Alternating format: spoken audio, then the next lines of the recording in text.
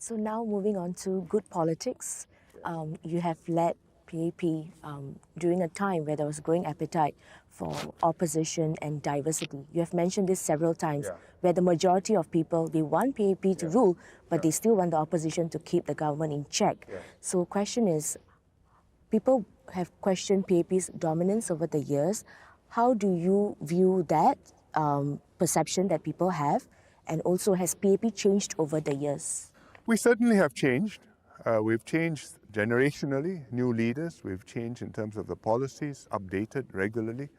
We've changed in terms of the way we pitch the policies.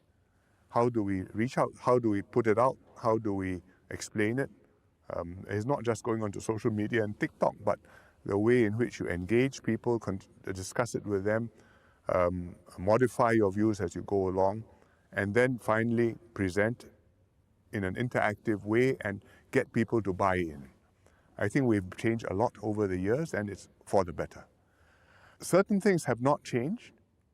Our commitment to Singapore has not changed. Our determination to maintain high standards of integrity and competence, it has not changed. Our commitment to serve Singaporeans is the same.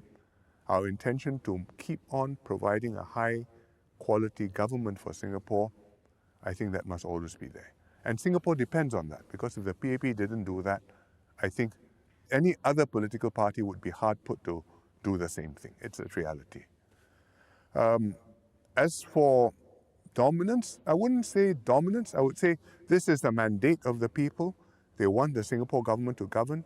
We are governing the way we think works best for Singapore, and works best for Singapore for this generation.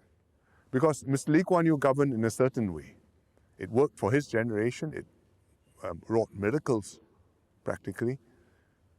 But it was his generation and him. Mr. Goh Chok Tong did it his way for a younger generation, different from Mr. Lee. And I have tried to do it my way, different from both Mr. Lee and Mr. Goh.